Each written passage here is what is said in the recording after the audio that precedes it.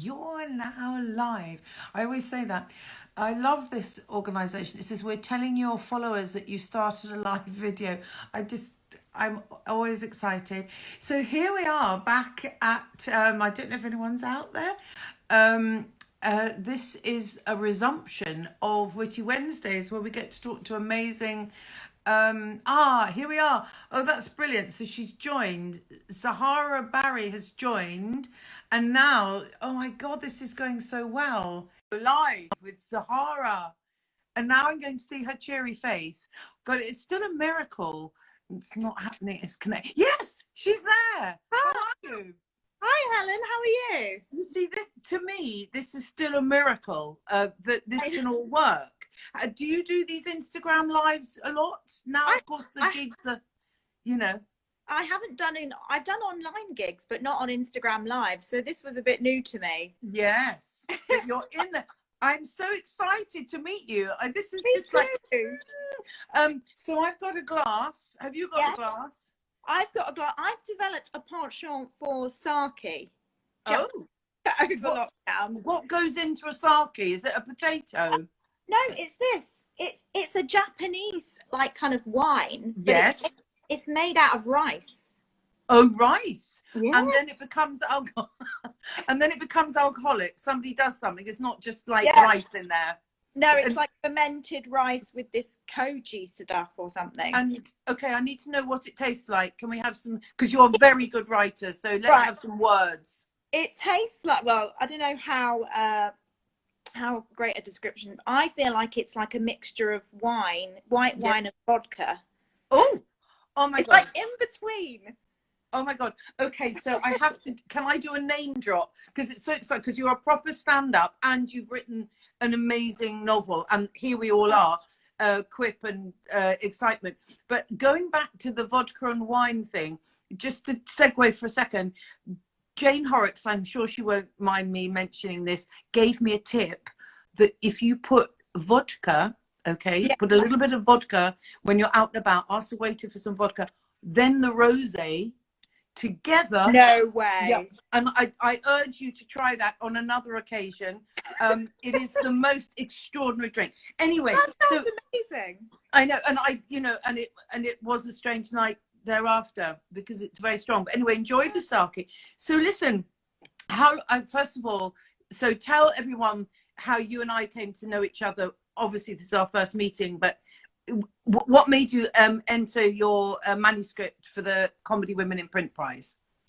Well, I actually saw it advertised. I think it was on Chortle, which is a stand-up, like where all stand-up comedians go. We have to translate, don't we? We're translating because we don't know if they're going to be mothers and aunties out there. So no, I love you already. You're going, just in case, Chortle is a comedy platform.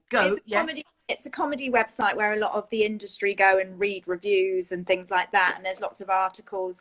And I remember seeing an article about it, and it was advertising, and I just thought I'll give it a go. And did you already have like a manuscript sort of written, or? It was kind of weird timing because I'd kind of started something, and this was I entered last year and didn't get through, so I can only apologize. Thankfully I'm not a judge, others I would have no friends. Well, it's hard enough right now to have friends, isn't it? But I kind of hide, it's like if you are a judge on a thing and then you see the people and you just go, because you and I, with being our comedian hat on, we're kind of people pleasers. I think your wonderful character and your wonderful manuscript is. I love her. Well, I don't think it was ready, so I'm kind of understand why it didn't go through. But then there's so many people enter. I mean, it's madness. I mean, to be, because you are now shortlisted, as you and I sit. And I was so excited when I found out that you were a comedian. Well, I should know that you're a comedian. I've Googled you like mad. So how long? Okay, so how long have you been a comedian for? I did my first gig in 2011. So just shy, almost 9 years, which is crazy. Wow, really? Yeah, that's crazy. Longer. I did 5, and I kind of I find it so derailing. But there's a thing about you. I mean, I haven't read the whole manuscript, and I'm not a judge, but I read enough. Like this character in your wonderful, it is funny. Like I had to take some lines down. The character, you've got some really, really funny gags. So did you steal from yourself to put them? I mean, I would be tempted. I have done that, you know. Yes, I think when I started writing it, I was putting a lot of my stand-up in, but then the story took over and I realised that actually I was sort of hiding behind the jokes. Yeah. And I realised actually, no, this story is funny. And the more I wrote it, the more I realised I didn't need to use my set as much. Yeah, absolutely. I realised I just what I was writing was the funny situation, and the comedy just came from, you know, the automatic writing kind of thing. It's very joyous when you can. It's like we need it all, don't we? When you read something and you get like these cracking lines that you do so easily, you go, oh, thank God, you know, the connection of really loving somebody's gags, and then being able to sort of follow a story. It's a funny mix, isn't it? To be a storyteller, but have reliably quality, uniquely funny gags. And it should be easier to do, shouldn't it? I think probably a lot of, because I'm more of a stand-up than a writer, I think writers would obviously find the story easier to come by, and then the jokes. But without jokes, though, I mean, don't you find? I mean, when the judges come to judge it, and my memory of the judging of the long list to the short list, you can't choose because every book is so different. I mean, so how can anybody judge? But then if somebody says something made them laugh out loud, to me, that's what I want. What I wanted any funny book to actually make you laugh. But then it has to sell, and it has to be a proper novel. So 9 years of stand-up. Please tell me about that. I just think you're amazing. I mean, what do you do anything else in the day, or do you just turn up to them? I do have a day job because comedy is really like a lot of my friends have been able to do stand-up full time, but I just really like having money and security. I think that's sensible, because you'd be really on. How could you? I mean, it's a hard thing to get into where you are earning enough to then have a roof over your head and, you know, pies to eat and stuff. And also I feel like it just takes the pressure off, you know. It's just like a real kind of labor of love in a way. You kind of enjoy it more. You enjoy it more when you're not worrying about making ends meet with it. Of course, the pressure. Yes, no, that makes sense. You're doing it because you look forward to it. Whereas my habit was dreading it, but I needed the gigs, but sort of dreading it. And then but it was so long ago, I gave myself another year each time. I just go one more year and then see what happens. But but it was a relief to not have that pressure. So when you go and do a gig, do you kind of, what's the adrenaline? What's the stomach doing? I mean, all that. It depends how big the gig is. I mean, I can do gigs where I don't get nervous at all. And then I get other gigs where I'm just like, you know, pacing up and down and like going to the toilet every 5 seconds. Yes. So unpleasant, so inconvenient, because the loo's never near the stage, is it? It's so embarrassing. And so I feel like it all depends on if I have someone to impress in the audience, like or something, or just does that make you go better? Or does, you see, I would screw up completely the moment I know anyone I know. I see judgment, and then it goes. The whole thing about, like, on the page, your lovely lines, it's like, it's connection, it's just free. It's like nothing has come between you being funny and on the page and the reader. But I find it can, with the psyche having to be focused on something, I don't know what it is, then it's like talking to your headmistress suddenly, isn't it? It's like you're going, I'm telling a joke, but I've got a silly voice, I'm pushing it, and then you go, you've lost it. Do you think?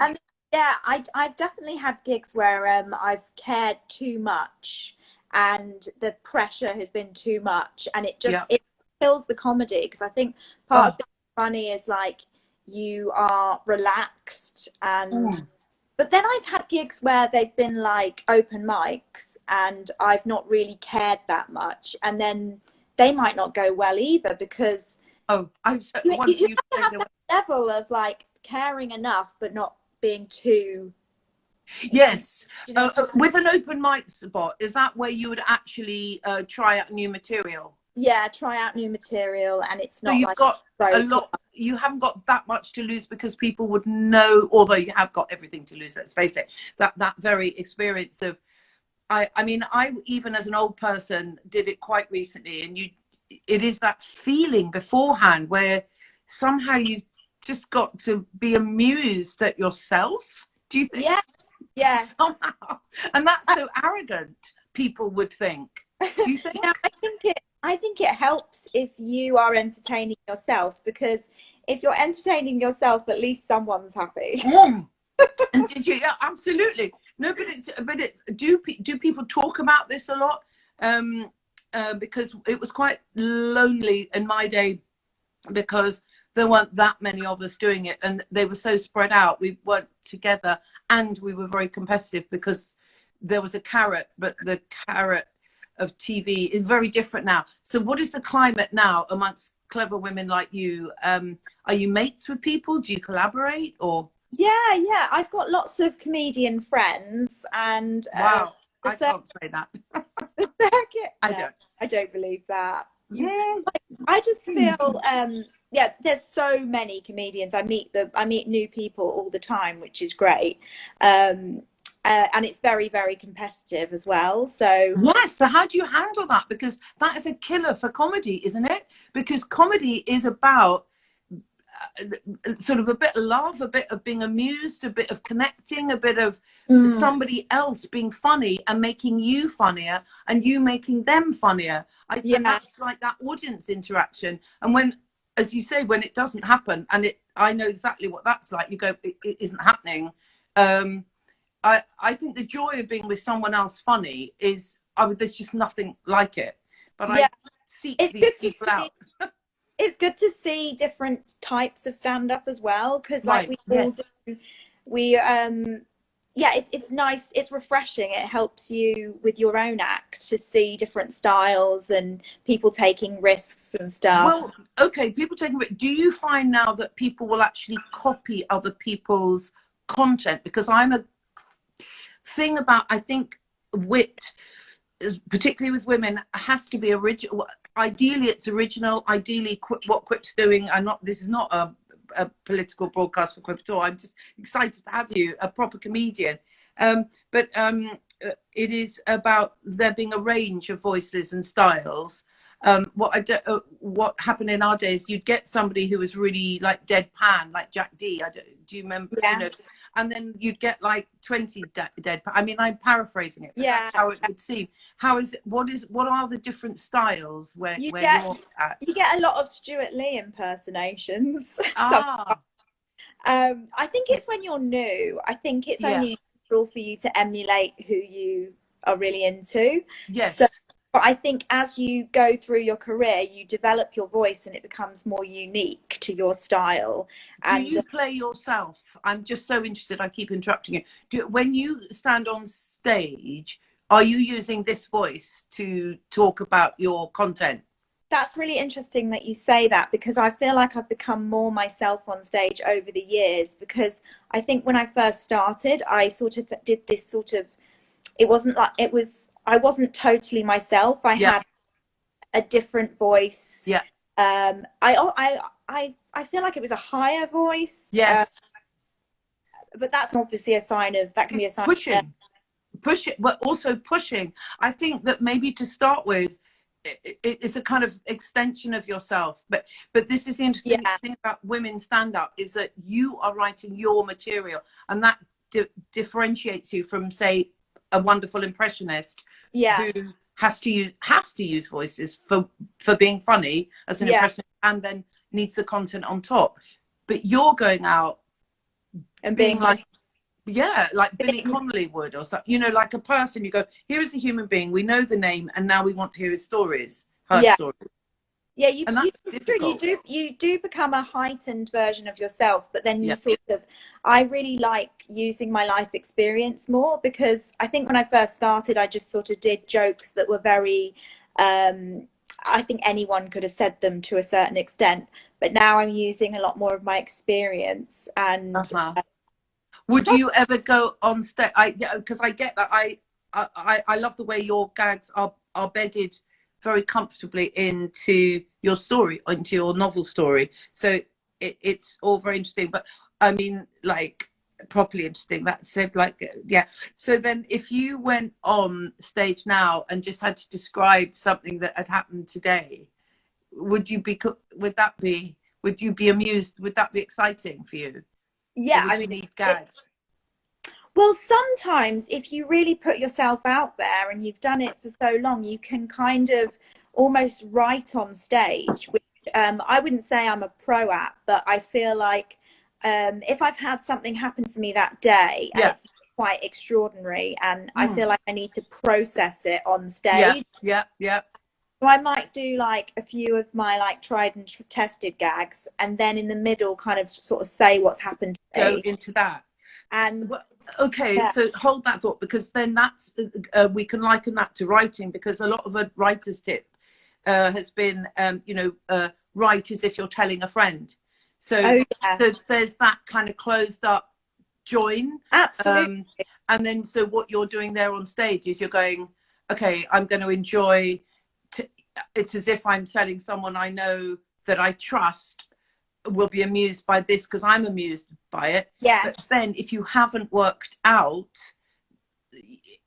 there's one way of just being spontaneous in a pub with people, but with stand-up, it can't just peter out. And you can joke about it petering out, and maybe if they love you a bit, they'll laugh with you. But that's a gamble, isn't it? Yeah, I think it's kind of having faith in your own natural funniness to be able to do that. Because if you think about it, when you're with your friends and you're like chatting with your friends, you're funny, and you're not trying to be funny. They just laugh at you. And If you kind of it's a communal interaction, though, isn't it? Because one person will say something, and you're in a vibe, and then everyone lifts and lifts and lifts. But if everyone is looking at you, that's Zahra, true, on the stage, like, okay, you say you're funny, so give it. If you've already developed a relationship with the audience prior to that, so you've already done some gags, they like you, it's that feeling of warmth. You feel like they've accepted you. You feel like you can then say something that is new and and see if it goes anywhere. That's the circumstance. But what happens, I'm just so excited. I haven't spoken to a comedian for years like this. So what happens, as has happened, well, when I do like the more occasional corporate things, then you just know they're not buying it. They didn't ask to see me. They will come and get a ticket to see you, or if you do your own show, but they've inherited you, and then already they're pissed off because you're a woman to an extent, I think.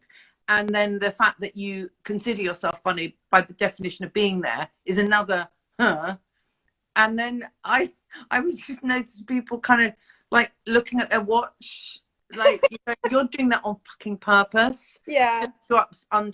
How do you I know this is going into the most macabre material because you're amazing and like 12 years of comedy, but I just like hearing the trauma of it. Could you just describe something traumatic for me?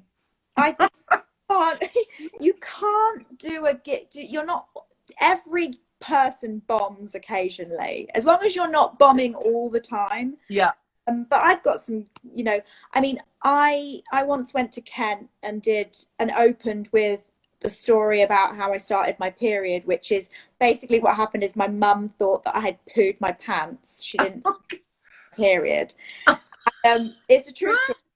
She's a nurse, Belle. She's a nurse. So you'd think she'd recognise human waste, wouldn't you? Yeah. But anyway, yes. Oh, wow. And I had this front row of just like guys who obviously, you know, they don't want to hear about this, and I made the mistake of opening with it because it's gone so well the previous night. I thought, yeah, that's another one. If it goes well the night before, you get punished the next night. Yeah. Oh my god! But that is serious. So you go on. There, guys. You're talking about your period. Yeah, and it's a big room. And there's women in the audience as well, but everyone was kind of just really shocked. And then the guy in the front row had their like arms crossed, and yeah. I had to do 20 minutes, and started off like they started off with the period stuff, and they just weren't into it. So I had to. You lost them at period, maybe. I just got to dig myself out of a hole and eventually move on to some new material and get them back. But and did you? I mean, no, I'm with you.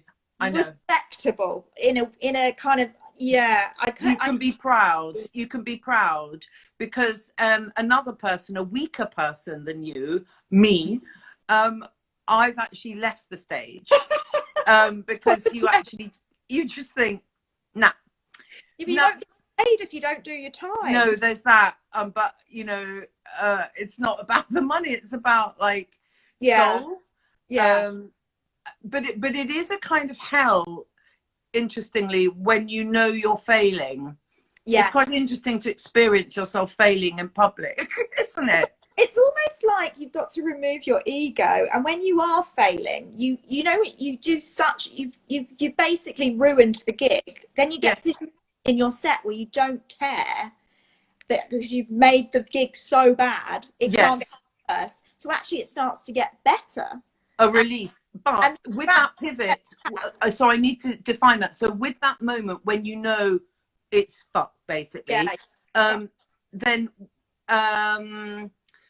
do you? I've seen comedians do this, get angry, or I mean, how can you? It's interesting how human nature and bonhomie, humanity really will come to the rescue. Will the audience come to love you or hate you even more? That's why leaving the stage is often the best. is good. Like just leave, or that was my question. So would you then say, well, it's obviously going well tonight? You know, that's what people do, don't they? And then they kind of take a breath and pull it back. It depends how awful it's gone, because sometimes you actually think it's worse in your head, and then you watch the video back and you go, oh, I thought I was really dying there. I could have not mentioned that I was dying and they would not have known. Yes, too much sometimes. But to you, it feels like you've really, you know, messed up. So I would probably reference it depending on how bad it was going. And then that's good. I like that. I think that's good, as long as you don't overplay it. Because nobody wants the sympathy. They're not going to give you sympathy, because you have the audacity to be up there telling people that you're funny. Or I love this conversation. Jules Lawrence has said, "Quick, we should do some comedy writing workshops. We could learn so much." Well, I think you better come along and do some. Have you ever? I mean, can you teach comedy? I would say stand-up comedy or just... Well, let's start with that, and then out of interest, I don't know what the answer is. I personally say you need to learn it on the job, so you need to just gig. Abigail Mann is in. Just to say, Abigail Mann, who's a winner from Quip last year, she thinks that's a good idea. No, I'm interested. So, do you think we could teach? I think it's like anything. You can teach it to a certain extent, but I think it's more the fact that you've just got to do it yourself and fail and fail and fail and fail. All the greatest stand-ups have, you know, they didn't get up on a stage and were like Sarah Silverman straight away, you know. No. You have to just do it. But courses, I mean, I did a course before I started stand-up. I keep meeting people who've probably been on the same course, and people say, oh, I know that person, they went on that course, so they're kind of honed in. Yeah, I definitely think that it doesn't hurt, but it's more that I went on it because I didn't really know how to get on stage. Like, I didn't know the clubs or anything, or how to go about getting on stage, so it was more like a workshop on like the industry and how it works and how you get gigs. Oh, but that always, it's like at the end of literary festivals, and then nobody asks any questions at all. You've got, you know, you're talking about the agony of your novel, and then suddenly people come alive at the end going, so how'd you get an agent? And, and it's like, there's no, and I get that. And it's just a slog for everyone. Yeah. People want that bit, but yeah. But I find the bit that you're talking about and that we shared, selfishly, I find that really interesting. And like with I've got to take some great lines out of your this is in your novel. Being Barry makes you approximately 20. Being called Barry, you see, I messed that up for you. Oh, it's keyword. Being called Barry makes you approximately 20 to 25% less attractive. Oh God, I mean, what is oh, there's so much. Oh, you do this wonderful anecdote when you talk about this food disease thing called orthorexia. Yeah. And then you're really into carrots, and then so you eat the character. Is the character you? Is it in the first or third person of your manuscript? So I think it's the first person. Yeah. So she's in, she has, and then she becomes orange because of this health thing. If you eat too many carrots, you become orange. But it's like, it does something to you. Yeah. So orthorexia is where you're obsessed with eating healthy foods. So she eats loads and loads of carrots, and a lot of carrots. I identified with you on so many things. That was one, because when I was going out with someone younger, like when I was younger, I took these carrot pills, and I remember we were in bed, and the man said, it was just curious that why the soles of my feet were bright red. And it was like, I didn't want to say I'm taking this carotene because it makes me brown. And then the other thing, you just like your observations, like your you look up and you look at a lady dressed in a BRD little red dress. You see, I know those corporate women, those, because women who want to be classy but also stand out. Your observations are, I just think, and you're 500 years younger than me, but it's just like, it's like we get who we are and how the other world is to us. But because I haven't read the whole thing, there is a bit of a dark twist, isn't there's an underlying, it gets very dark. Share what the underlying, I could talk to you forever. What is the underlying thing? Well, the novel starts off with, she's a single woman and she's feeling pressure to get married and have children and find someone, you know, and she decides she meets this woman, Scarlett, at the party, who owns this robot boyfriend business. So she gets a robot boyfriend to like sort of... Have you seen a robot, out of interest? Have you touched and seen a robot boyfriend? I think I saw a documentary about it once. It's just weird. Well, yes, it's like these. Are these am I thinking about dolls? Oh, like sex dolls I'm thinking about a sex doll, which is very current at the moment. I wanted it to be like a sex doll. It's kind of a bit sci-fi in the fact that, you know, I don't think you could really legitimately have this robot boyfriend, but he's kind of like a life-size sex doll. Yeah. You can take to social occasions as your +1, and your mum and dad will be like, oh, good, she's got a boyfriend, great. And society, because I wanted to write, I feel like there's a society is putting pressure on people to find that special someone and to be. So I wanted to sort of play on that idea. No, it's good. And is that, you know, does it satisfy? Who does it satisfy? Anyone or the wrong people, as it were? Yeah. But you're also looking into a darker side of the character. Yeah, because she's sort of in denial about a few things. She thinks she's happy, but actually she's not. And she goes to therapy, and a lot of secrets are uncovered. And I haven't got that secret, and I want to find that secret, but I haven't read it all. Well, so now you know I'm not a judge. But no, but I think that's really clever. So you've got that, and you've got this amazing comedy. So not everyone would have your comedy lines and timing. I think it's a gift. I think it's rarer to have what you have often. I think one can copy. I've gone off on a tangent now, but you can copy, you can replicate constructs of women's fiction, and there's nothing wrong with that. but I suppose the interest is to get the humor, just to get that voice just kind of connects so immediately, doesn't it?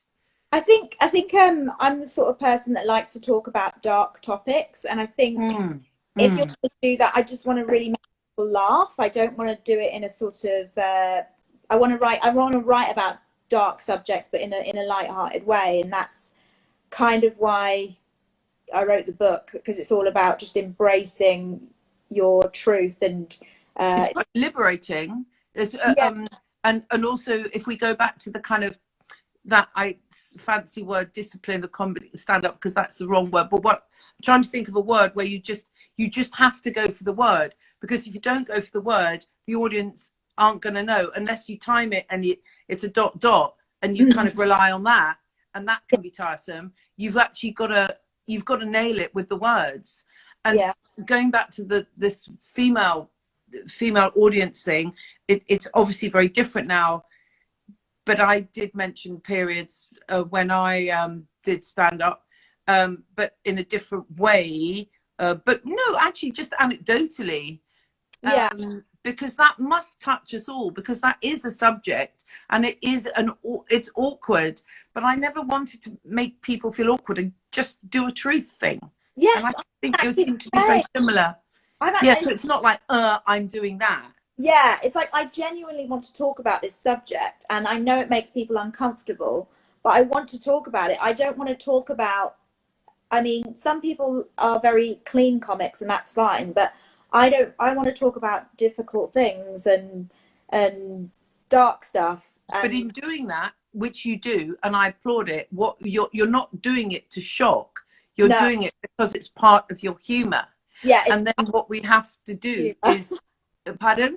I've got a dark sense of humor. It's where I naturally go. So, but it's natural, and so then we have to go. How do we? The purpose of comedy is ideally to make people laugh. So you'll know pretty soon. One knows pretty soon if it's not landing. So that's why I suppose you've made me so happy tonight. I could listen to you telling, please tell me another bad gig, another one. It's like I just can't have enough of those moments, because I suppose I didn't do it for long enough. But 9 years is it's what you do. So you'll obviously carry on that. So you get nervous, but you enjoy it. Is that right? Yeah. It's an adrenaline rush, and the funny thing about the difference between stand-up comedy and writing a book is that writing a book is kind of you don't get the nerves as much. No, there's no one clapping or booing you. Yeah, you feel even more free. You feel freer to just say whatever you want. Whereas stand-up, there's like, I try not to have that barrier as much, but you can't help it because you're saying things, and there's an audience straight away. Yeah, so, and your job is, it's like going into a party, or, a group of strangers, and it's kind of like wearing that coat, and you go with the best heart. I've got to connect to this room, because if you don't, you're just gonna. Why would you go? So so the purpose is to connect, but I just think this is a rare thing to have humor. Like screaming out. I'm trying to think of some more. Oh, there's hundreds of the bit. Your mum. Yeah, it reminds me of one of the answers my mum gave to justify who she voted for Brexit. That, and she just, because I've typed it out. I can't kill your really good line. I like you too much to kill your lines. But listen, because we've gone over time, and it's just so exciting. Because we stopped the series and we're picking up a new one, and Quip is still relatively new. It's like, oh, please let me talk to a stand-up comedian, because there aren't that many around in who write novels. Yeah. And do you want to do more? I hope you do. Yeah, I've really enjoyed it, and I've kind of fallen in love with novel writing now. I think it's such a gift, and I just think for people who have got I am saying this to you, what the publishing industry says is what they say, but you know, to have the ability to write gags like that is very rare. And there's a place for everyone, but don't stop is all I can say. Thank you. And when will the gig start? When will the gig start again? What's happening? I think it's they're doing a few drive-in gigs. I've heard of that. Yeah. Oh, Lord. But you have to have a car, don't you? Well, I have got a car. I just made out I didn't. I have got a really stupid little car. But then what happens? So people drive and then they... Yeah, it's like in a big field. But I think... sounding good. But I think the real gigs, like the ones in pubs and stuff, it's a bit tenuous, really. But I don't know, maybe August? Right, okay. Because the winners event for Quip is September. Yeah. And I'm trying to work out how are we going to do this, and it's going to be amazing and it's going to be different. And I've seen a lot of book events online and festivals online because you know, people quite rightly, but I might be caught knocking on your door. I'm going to think of something. We're going to do something a bit different. Got to, because it's funny. I'm just going to do something different. I am. And yes, so online or not online? Well, I think there's scope. And it's September the 14th. Yeah. So I think there's scope for doing something quite amazing and different. So watch this space, because but it is interesting that, you know, what do people do? But you've got, you know, a lot of people have got jobs, a lot of people haven't got jobs. So we're reinventing comedy. We've become so much more creative about it all. You know, like, doing on the online gig. So when you said when you did an online gig, is that like a Zoom thing? But where's the audience? How the hell do you do that? I've done a few. Some of them have been on Zoom, so you can see all the little squares, and then like, can you see their faces? Can you see them going? Yeah. Okay. Oh my God. They're watching Gogglebox because they're all in sort of couples in their little boxes, and then you do your set and you can hear them laughing or whatever. Oh, phew. Some of them are talking to you while you're doing it as well, which is but not ideal. I've done other ones where it's pre-filmed, so you pre-film it and then you send them the video. But you're filming it to no audience. Yeah, I know.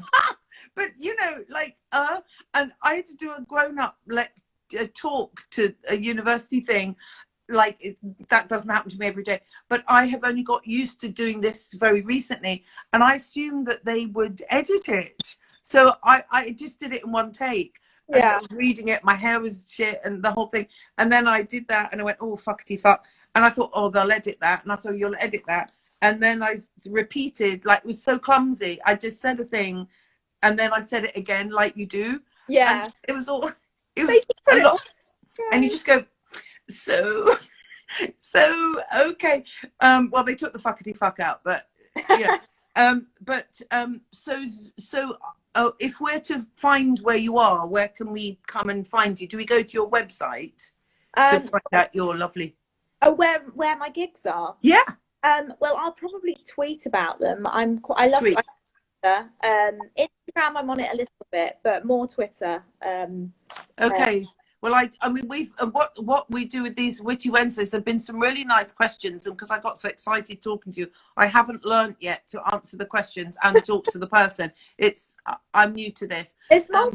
But people watch it later, and so with some amazing novelists we've had on, people watch it afterwards. Okay.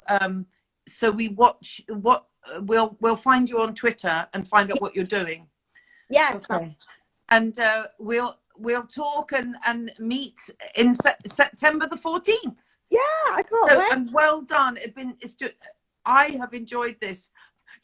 I've enjoyed this a lot. It's just lovely to talk to someone else who does the thing that I did. And you're doing it brilliantly. You're doing it brilliantly.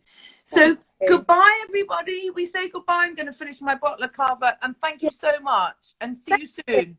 Love you. In September. Definitely.